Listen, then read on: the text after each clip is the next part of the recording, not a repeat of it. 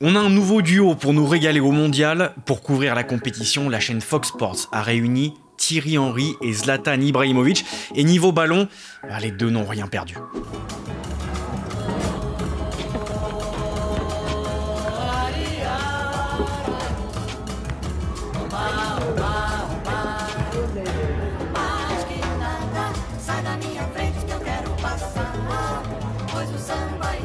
Pour accompagner les deux anciens joueurs passés par le championnat américain, Fox a poussé la promotion du mondial en invitant Speed, le plus gros streamer américain, et évidemment, le feat avec Zlatan et Henry nous a offert une scène déjà mémorable. Who do you think is winning the World Cup? Portugal. Ronaldo winning the World Cup.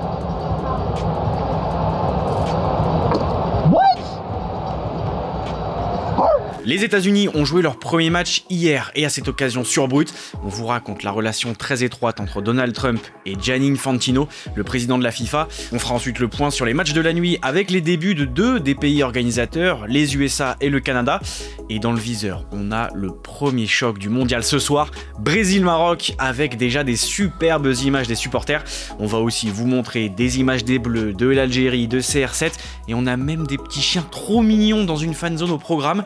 Le troisième jour de la Coupe du Monde, ça démarre maintenant. Jamais un homme qui n'a rien à voir avec le foot n'a autant concentré l'attention dans un mondial. Cette Coupe du Monde 2026, c'est aussi celle de Donald Trump. Can the US win? The US can win, yes, with the public behind. Donald Trump et la FIFA, c'est l'histoire d'une proximité jamais vue auparavant. 5 décembre 2025, au Kennedy Center, à Washington. Des caméras du monde entier sont réunies pour filmer le tirage au sort des groupes de la Coupe du Monde 2026. Mais avant de tirer les boules, Donald Trump est sur scène aux côtés de Gianni Infantino. Quelques semaines auparavant, le président américain se plaignait de ne pas avoir reçu le prix Nobel de la paix. Alors, ce jour-là, Infantino, le président de la FIFA, décide d'y remédier à sa manière. Il remet à Donald Trump un prix de la paix créé spécialement quelques semaines plus tôt. Avec en plus des demandes très précises. Selon le Times, la Maison-Blanche aurait demandé que le trophée remis à Trump soit au moins aussi grand que celui de la Coupe du Monde. Son nom complet, Prix de la paix FIFA, le football unit le monde. C'est d'abord un signe d'allégeance. C'est une manière de montrer que Gianni Infantino et la FIFA savent pertinemment que s'ils ne flattent pas leur hôte, celui-ci va être compliqué à gérer. This is for winners only. And since you are a winner, of course you can as well touch it. Ce qu'on voit surtout, c'est un courtisan face à celui qui a le pouvoir et qui lui offre un hochet en lui disant « Regardez, vous êtes formidable, vous êtes extraordinaire ». Et on l'avait déjà vu cette scène avec la Coupe du Monde des clubs où Donald Trump avait voulu conserver le trophée, où il avait voulu même lever le trophée à la place des joueurs de Chelsea. Et on voit tout l'embarras d'un Gianni Infantino qui le rattrape en disant « Non mais c'est pas possible, c'est pas toi là ». Cette profonde connivence, affichée sans complexe, a évidemment fait réagir à l'international jusqu'à aller à la saisine du comité d'éthique de la FIFA par l'ONG de défense des droits humains Fair Square. Under Infantino's rule, FIFA has become an organization like almost an elite public relations firm for authoritarian states. All of last year, it was evident that Infantino was making statements in support of Donald Trump. Now, he's not supposed to do that. That's a violation of the code of ethics of FIFA. You're supposed to be politically neutral. After he awarded the FIFA Peace Prize to Trump, we had a complaint ready to go and we filed it with the FIFA Ethics Committee, alleging that Infantino had breached Article 15 of the Code of Ethics and should be suspended from world football for 2 years. Cette Coupe du Monde 2026, elle a été attribuée au Canada, au Mexique et aux États-Unis, alors que Donald Trump était déjà président. C'était en 2018, pendant son premier mandat. C'est la première Coupe du Monde qui a été obtenue par la menace. Donald Trump avait menacé les pays qui ne voteraient pas pour les États-Unis de sanctions. Chaque fédération votait. Normalement, les fédérations sont indépendantes de leur gouvernement.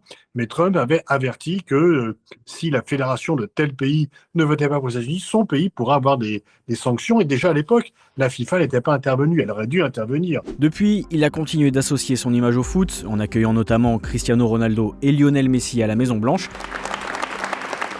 Pas forcément étonnant pour un président qui avait lui-même chaussé les crampons dans l'équipe de son académie militaire. C'est l'un des rares présidents américains à avoir une vraie culture du foot. Il a un fils, Bannon, qui est un fan d'Arsenal. Il a été très proche de certains dirigeants de clubs comme Manchester United à l'époque, je pense aux Glazers. Il avait été très lointainement associé à un rachat de club en Amérique du Sud. C'est quelqu'un qui connaît le soccer, qui l'apprécie pas plus que ça, qui le regarde et qui finalement c'est aussi tout le poids que ce soccer peut avoir en dehors des États-Unis. Dans un contexte aussi où, et ça on a tendance à le négliger en Europe et encore plus en France, c'est que le soccer aux États-Unis, c'est d'abord un soccer féminin, mais c'est aussi l'un des sports les plus pratiqués par les jeunes. Et ça touche une certaine catégorie socio-professionnelle. C'est beaucoup les immigrants, certes, mais pas que. This is football, there's no question about it. We have to come up with another name for the NFL stuff. Yeah. Le président de la FIFA est devenu un proche du président américain. C'est un habitué de la résidence de Trump à Mar-a-Lago en Floride. Et en 2025, la FIFA a ouvert des bureaux dans la Trump Tower de New York. C'est un immigrant italien par sa famille qui arrive en Suisse et qui s'affirme. Et il y a cette revanche-là. Ce qu'il est en train de vivre aussi, lui, c'est son rêve américain. Il réalise son affirmation. Et puis, du point de vue de son ego personnel, il est avec les puissants. Gianni Infantino faisait partie des invités à l'investiture de Donald Trump et l'a accompagné en Égypte, à Sharm el-Sheikh, pour un sommet de la paix à Gaza, alors qu'un congrès de la FIFA avait lieu en même temps. Qui a le pouvoir? C'est Donald Trump. Qui est celui qui organise et qui peut exercer la souveraineté nationale du pays? C'est Trump et son administration. Donc il a le pouvoir de refuser l'entrée de certains acteurs, il a le pouvoir de mettre la pression sur la FIFA, etc., etc. Cette proximité entre Trump et Infantino explique aussi la passivité de la FIFA pendant les différents moments extrasportifs de ce mondial, les supporters iraniens qui n'ont pas eu le nombre de billets initialement prévus pour eux, ou encore le refus d'entrée aux États-Unis à l'arbitre somalien Omar Hartan. Infantino, qui est toujours un peu dans la main des puissants, eh bien, par rapport à quelqu'un d'aussi autoritaire et qui ne supporte pas la contradiction comme Trump, a décidé de tout laisser filer. Le refus de l'arbitre somalien, c'est une grande première. Jamais, jamais, jamais dans l'histoire de la Coupe du Monde, un arbitre n'a été refusé. Il a été non pas refusé pour ses qualités ou défauts personnels, mais pour sa nationalité. For you. It's of course row 1, seed 1, it's ticket number 45, 47. Ça promet parce qu'il y aura forcément des dérapages, parce qu'il sait que le monde entier le regarde et il adore ça. Pour les États-Unis, les grands débuts avaient lieu cette nuit donc, et évidemment, Donald Trump a animé l'avant-match. Hi, Mr. President. How are you? Well, I just called to say you're a fantastic guy, a fantastic coach. I know about your record and your success, and I know how great the players are. I think you've got a really good chance of going all the way. So I just want to wish you a lot of luck. Avant la rencontre entre les États-Unis et le Paraguay, on a évidemment vu quelques stars arriver au stade de Los Angeles, mais les stars américaines qui avaient l'air vraiment hypées par le ballon, c'était les marionnettes de Rue Sésame. We've never been to a World Cup soccer game before. We can't wait to get inside. Very exciting. Lots of great positive energy. Yeah, and here they got cookies in there. That's true. Ce match, c'était aussi l'occasion pour Louis d'aller tester le niveau des Américains en géographie. Do you know where is Paraguay? Yes. Here. Nope. Okay. You're on the good continent. Paraguay. Can you point it on the map? No, that's not Paraguay. No. That's in Europe. It has to be around here. Okay, I know it's either one of these two countries. I'm going to guess there. Ah, you were close. I'm gonna say this one, it's not right. Go for it. This one? Yes. Yeah. You're good. Yeah! Paraguay? Right here? Perfect. Yes. Perfect. Okay. You're good. Here's that Paraguay. Yeah, you're good. Hey! Les États-Unis ont finalement gagné 4-1 avec notamment un petit bijou de l'extérieur du pied de Giovanni Reina. Je suis désolé de vous parler de foot, mais là il est très joli. Ce but de Giovanni Reina à la 98e minute de jeu. L'ancien joueur du Borussia Dortmund entré en jeu il y a quelques instants servi à l'entrée de la surface côté droit. Il s'infiltre, la frappe extérieure du droit dans le petit filet.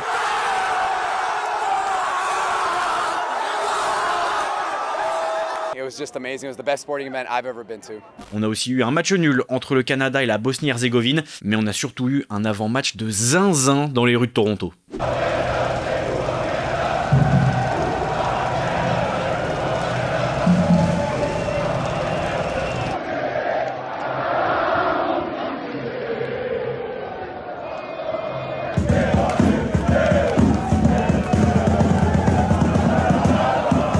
First point in history, it's probably one of the best days of my life. Ce soir, c'est samedi soir, et pour fêter ça, on a la première grosse affiche du mondial Brésil-Maroc, et l'ambiance est déjà très très belle dans les rues de New York.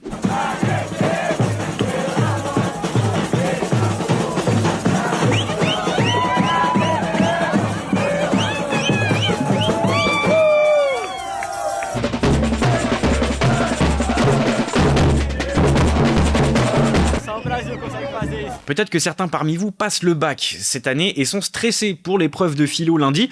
Rassurez-vous, Carlo Ancelotti a pensé à vous et vous offre une petite citation comme ça à mettre dans votre copie pour gratter des points. Il miedo è una componente importante da vida, perché se tu non hai miedo e te incontri il leone, te parece un gatto. Les autres affiches ce soir, c'est Qatar-Suisse, Australie-Turquie et Haïti-Écosse. Haïti, c'est l'un des petits poussets de cette Coupe du Monde qui veut rêver cet été. À cause des troubles politiques et la crise des gangs armés, on ne peut pas recevoir du match en Haïti. C'est une interdiction de la CONCACAF et ça peut se comprendre aussi, particulièrement à Port-au-Prince où on a le fameux stade Silvio Cator, mais les conditions ne le permettent pas ces temps-ci. On a dû donc recevoir nos matchs à Curaçao et c'était une situation étrange et assez compliquée et on jouait devant très peu de fans et pour un pays comme Haïti où le football est extrêmement populaire, c'était quelque chose d'assez anormal. Pendant ce mois de juin, le pays va s'arrêter pour regarder les matchs de la sélection nationale. Et quand je dis le pays va s'arrêter un moment, c'est vraiment extraordinaire. On part à Boston pour prendre des nouvelles des Bleus et de Lucas Hernandez qui était en conférence de presse. L'équipe de France a tout, vous l'avez dit. Défensivement, on est une équipe très solide, très costaud. Offensivement, on est une équipe qui a beaucoup de danger aussi. L'équipe de France a ouvert son entraînement au public et Louis a pu se rendre compte de la popularité de Kylian Mbappé, même aux États-Unis.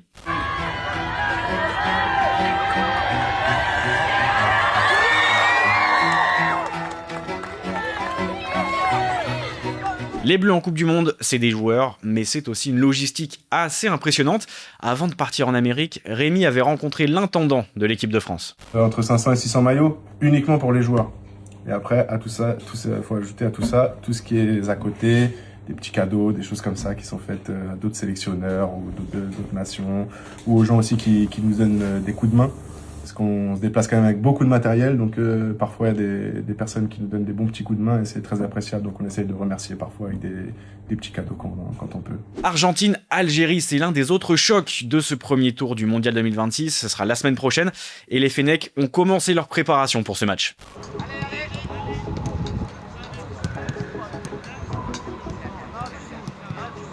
Le Portugal était l'un des derniers pays à arriver aux États-Unis, mais ça y est, CR7 et ses coéquipiers sont bien arrivés. Et évidemment, on peut compter sur Raphaël Leao pour nous faire un petit room tour sur ses réseaux. You know what I'm saying? We just arrived in Miami. This is the video. Yeah.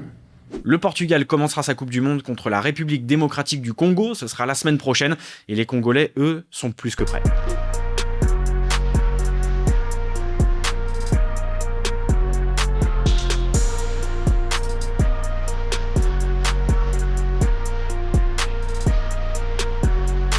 Bon, le foot, c'est sympa 2 minutes, mais on est sur Internet, donc on se doit évidemment de vous montrer des animaux trop mignons. À Kansas City, une fan zone de la FIFA héberge un refuge de chiens à adopter. On se laisse là-dessus, et moi je vous dis à demain pour une nouvelle vidéo.